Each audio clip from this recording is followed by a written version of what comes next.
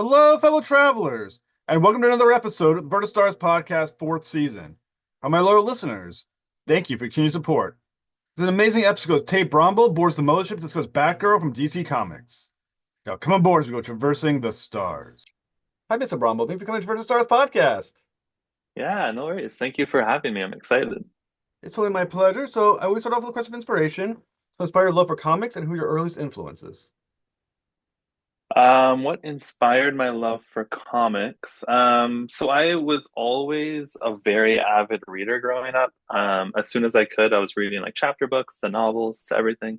And then alongside that was always reading like Archie comics, all those digests. I was reading Calvin and Hobbes, of course. And then that kind of evolved into when I was in elementary and middle school, Scholastic started doing Jeff Smith's Bone, like the reprint Hmm. colorized in like different volumes. So I was just a perfect age for that coming out. So I was every time there was a release, I was putting in my Scholastic order for like the next volume of Bone all through elementary and middle school. So I grew up on that series. Um, Literally waiting like for the next volume. Like I was so in love with it. And then from there, also around that age, all of the like early mid 2000s superhero movies were coming out, Hmm. along with the video games surge at that time as well. So I was loving all the superhero stories, and I was like, where can I get more stories about this? So I eventually found my way into my local comic shop and started reading monthly superhero comics. I grew up loving X-Men. I love Daredevil. Later on, I really fell in love with Gail Simone's Secret Six. Was like this one run that I was like every month, like I need the next one. It was just so good. So yeah, that's where it all kind of came from. I've kind of always read comics. I feel like ever since for as long as I can remember, and it just kind of evolved into what that looked like, starting from Archie to Bone to superhero comics, and now all of that and more. So yeah, those earliest influences are definitely Bone. I read Kingdom Come way too young, probably. I don't know. My uncle just handed it to me. He's like, "You like comics? Read this." And I'm like, I was Yeah. on his couch, like, and he had like the original issues, and I was like, "What?" So I read Kingdom Come and was like, "This is mind blowing." I didn't know superhero comics could be this. Um, and yeah, like I said, Daredevil was a big influence. A lot of Gail Simone's work I grew up loving. So I'm just like it's kind of full circle to now be like writing Batgirl and then also be working with Lady Shiva, who Gail brought in to Birds of Prey. So yeah, no, it's cool. All of that kind of is where I came from with comics. I mean, that's incredible. I love listening to the stories of, I guess, the writers are in the stories. I guess Mm. Brombal year one, as it were, Yeah, right. and um, and to go from there to writing for Batgirl. So how do you get involved in writing for Batgirl? Yeah, so it kind of was pretty organic actually. I was working on Green Lantern Dark. I'm also doing that DC for Elseworlds. I had been developing and working on that for like a year and a half, almost 2 years. And the head editor on that was Ben Abernathy at the time, and Ben was also the group editor of the Batman comics at the time. So I kind of met him for drinks at San Diego Comic Con, and we were talking. And we're like, we wanted to keep working together. Green Lantern Dark was going so well, and I was like, look, I want to get into Gotham, Ben, because if I'm gonna write any like mainline DC comics, like I want to be in Gotham. I'm Hmm. a Bat guy to the bone. So I we started talking about characters, and we're like, well, who could you see yourself writing? And I was like, I always love like the outcasts. I love the outcasts in a family. I love the outcasts in a society.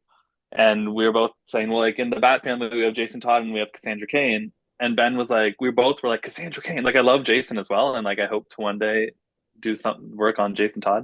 But we're both like, there hasn't been a Kath Kane book in so long. There hadn't been a solo Batgirl comic in a while because Batgirls, I think, was just wrapping at the time, or had already wrapped. Um, so then I was like, yeah, let's talk Cascade. So we, for the next hour, we just talked about her as a character and what we loved about her, what the potential was with her.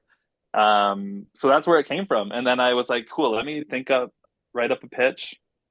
I sent him a bunch of ideas, And then from there, it kept going. It was a bit of a winding road to get where we are now, but DC, like from the start, always saw the vision. They saw like the passion forecast and knew people wanted this series. So from the start, I like felt very supported by DC and all the editors of making this book happen.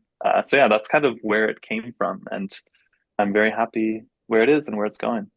Now, for those who know, or for those who don't know, it doesn't really matter. There's been four different individuals who have been Batgirl. Robert Gordon, Cassandra Cain, Stephanie Brown. I can't remember for life. The fourth one was Helena. Can't remember what her name was, but there's been four. But they all have them or wearing the mantle of Batgirl. So to you, what does the mantle of Batgirl represent? How does Cassandra Cain either fit into that mantle or pull away from that idea of what the mantle represents? Yeah, like it's all like any of those mantles, whether it's Robin or Batgirl, it's like all about this legacy, obviously, of just like being the descendants of Batman, and how it kind of works for each of the different characters is what that legacy means to each of them, and what the mantle itself, how it answers some need in their life, and how this mantle um, gives them a path, or yeah, like gives them a path to whatever it is that they struggle with or desire, or what they see in the legacy of Batman. So for Cass, it was her path has always been about atonement and like retribution, just because her origin, and honestly like reconciliation, not only like with her own origins and who she is today, because she is descended from killers. She's descended from the world's greatest assassin and the world's greatest martial artist, who was also an assassin for hire for a time, and also was just going around beating people up. She likes to. Um, and then of course Cass has killed. Like she was trained to be the world's greatest assassin. That was supposed to be her legacy. Was her father wanted to create the world's greatest assassin, was like, I need to find the world's best fighter, found Shiva, coerced her, forced her into producing a child with him, and then raised her to be the world's greatest assassin. So that was her legacy. So the Batman legacy means to her is like her. I think she sees it as her taking control of her own legacy as well, and saying that is not who I am. This is who I am. And for her, it's about atonement. And just as Batman's one greatest law is we do not kill, the fact that she has killed, she's kind of the rest of her life is now making up for that and saving as many lives as she can. Um, and we'll continue to see Cass that kind of be challenged, because I think Cass has never properly dealt with the fact that she's killed, or just like the origins of being the descendant of her parents. So Lady Shiva and Cass. So the thing about Cass is like Babs has a life outside of being Batgirl.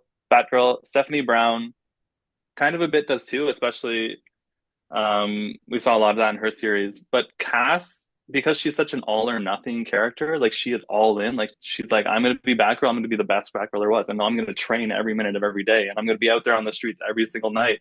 We haven't seen much of a life outside of the mantle for her. So I think what Shiva is kind of doing is challenging that, like who is Cassandra Cain outside of being Batgirl? Because she's kind of always ran from her origins. She's ran and she's struggled to develop a life outside of it. And Shiva is this constant reminder of where she's come from. So yeah, it'll be interesting to see how that goes. And one interesting thing about Cassandra Cain, for those also who may not know or do know, she's spent most of her life basically like a mute. Mm, Because of that, she became, and because she was taught, an expert in reading like the body language of other people, heart yeah, yeah. nature. That's a very different way to understand other people, a very different way of trying, of kind of communicating with other people. How has that ability or focus um, changed maybe how she sees other people, how she views stuff or the world around her? Yeah, I think how that's affected Cass and how she views the world, how she views people, is really, I think she often sees people or knows people better than they see themselves. Like if she's fighting someone, she knows their next move before whoever she's fighting with knows what they're going to do next. Like Hmm. she sees kind of the instincts of the body um, so completely that she can tell if someone's lying to her, if they're lying to themselves. She can pick up on these ticks. So I think that makes her, I want to say it makes her I don't know, she can't really, if you can tell whenever someone's lying, I think it makes you a bit untrustworthy of so many people, which is why I think Cass leaves her inner circle, like her friend group or her family group, is very small. And as soon as you've made it into that group, she's like so furiously loyal to them. But like she knows people better than themselves. She knows her next move. It's like it's kind of I think it just gives her I don't know, it makes her just a bit. I think she probably has trust issues, which is understandable. And it takes a lot to earn that trust. And it just makes her this like deadly force, and she is so confident in herself. So when that is shaken, like at the end of issue 2 of Batgirl, she faces someone who she can't read and she can't keep up with. And she's so not used to that. She's so used to being the best at what she does. So Hmm. when she is so easily taken out by this new foe who she doesn't know, doesn't understand, can't even see him, I think it makes her realize that she can't rely so much on these senses because she's gone her entire life so fully relying on her senses to read people, to know what to do next, to fight, that this new villain is challenging how she sees the world and how she fights and how she moves through it. And that's going to be an ongoing struggle for her. And I think the only person who can kind of teach her out of that is Lady Shiva, the one person who Cass has been trained by so many people, and she was raised by David Kane. So, but if it's interesting to think of like what she would have been if she had been raised by Lady Shiva instead. So to now have them kind of together, and having Shiva finally there to kind of give her advice and talk her through things, is a cool thing that I don't think she's ever really properly had. And to kind of have this mother-daughter time will challenge how she's viewed the world, and hopefully better her to face more challenges in the future. Another very interesting character that you've introduced into the series, and I'm gonna probably butcher the name, so correct me if I say it wrong. Ba Bao. Yeah, that works. Ba Bao. Ba Bao. And she suggests a history with Cassandra Cain, but she is new to Mm. the series. So how does she fit into the mythos of Cassandra Cain? Is this something we'll be exploring further as the series goes along? Yeah, well, when I introduced Ba Bao and her grandsons, I wanted to make it clear that Cassandra does have a life outside of the Bat family, and has made relationships within Gotham and has done things for the community and the city outside of just being Batgirl. Her relationship with them specifically is she got to know Ba Bao and has started training the grandsons in her martial arts because if Cass can give back to anyone, I think what she knows best is how to fight and how to defend and how to protect. So she's like, it's kind of her fighting is her love language, which is funny. So she's just like, I can't give much, but I can teach you how to fight. And I just wanted to make it in like my brain. I think she does this with multiple families, multiple people. Maybe there's like kids across the city who she's trained. Like, and I kind of just wanted to put that seed there and be like, Cass does interact with the city at large. I know we don't see it all the time, but she has these connections. I know she seems like this loner, but I do think she does love people, and because people, um, because she learned that from the Bat family and from Bruce and from Babs especially, of just like we have to help each other and we have to be there for each other. So even though she seems like this loner, I do think she really cares about people and does want to make relationships and connect with people. Even if she's in the room and she's not saying much, like she's probably that happy cat who's just there, happy to like be included or just be around people. So I wanted to just show that she has these relationships across Gotham. And I know that's surprising to readers, and it was surprising to Lady Shiva, who didn't know her daughter did this thing. Because Lady Shiva's whole thing is um, like the path to enlightenment, like you cut off all personal attachment. So to see, so in Shiva's mind, like that's the way how you better yourself is like you don't have these attachments. So to see her daughter um, have these attachments, want these attachments, and then also because her daughter had given these people so much, they also stood there in battle and helped fight alongside them. So I wanted it to challenge Shiva's point of view on Cass as well, and also show readers that I this is Cass probably does this like throughout the city, like this is how she does it, and she's not the type of character to go and gloat and be like, look at me, I'm training all these people, I'm like helping these families, or I'm making these connections. Like she doesn't need that, and she just goes off and does it on her own. So it was more about establishing that. I love the character of Ba Bao. I loved that scene with Lady Shiva. Cass will be out of Gotham for a while. And spoilers for end of issue 2, the grandsons in Ba Bao got like a pretty severe beating. So if everyone's A-okay coming out of that fight, I would love for them to show up again in the future. I think that that connection for Cass is really special. But yeah, Cass will be out of Gotham for a while, so we'll see if they ever return. But that would be very sweet. I'd love that. So, in upcoming issue, you said she's leaving Gotham. Can you give a little hint to the readers about what we could be looking forward to in upcoming issues, and how does being out of Gotham also change her? Yeah, I think we can being out of Gotham, especially kind of takes her out of her comfort zone. She's been in Gotham for so long. She's had the security of her family, the Bat family. She's been with Bruce for Bruce has like fully like adopted her as one of his children. So it's just um I think kind of ripping her out of her comfort zone challenges her again, puts a bunch of struggle in her path, and struggle is what like will make her stronger, make her better, and that's what I think Shiva has always wanted for her is to like better her daughter. So even though this is like a worst case scenario of them with their backs up against the wall with like assassins on their tail, I think Shiva knows that this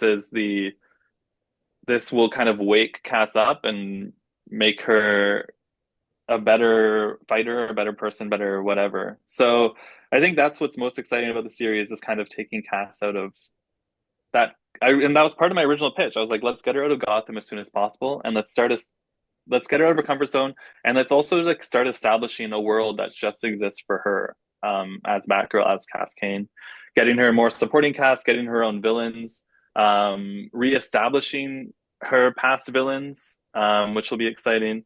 So it's just kind of like building this universe around her because I do think she's a character that can shoulder that a universe of her own in the same way that Nightwing can.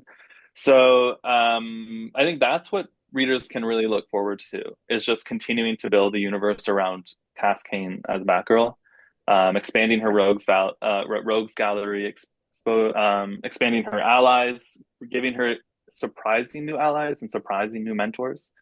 Which and it's then the series will only continue to grow. So I know issue 1 starts so small. It's just about Cass and Shiva, and that's how I wanted it. And then each issue is just going to keep getting bigger and bigger and bigger. So people can look forward to that. Well, like I said, I really love what you did with Batgirl.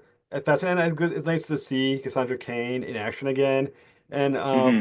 I'm loving the mother-daughter and chemistry that you're developing. I think Great. you're doing such a good job. And like I said, I hope for our listeners pick up the issue of Batgirl. And I want to thank you, Mr. Brombal, so much for being a great guest. It was my absolute pleasure to talk with you, sir. Yeah, no, thank you so much. And thanks for the kind words. I'm so glad you're enjoying it. Well, have a great night, sir. You too. Thanks for listening to another episode of the Verna Stars podcast. Please like and subscribe. Return for the next episode when Dave Swartz boards the mothership to discuss the scores to The Good Place and A Man on the Inside. To next voyage, travel on.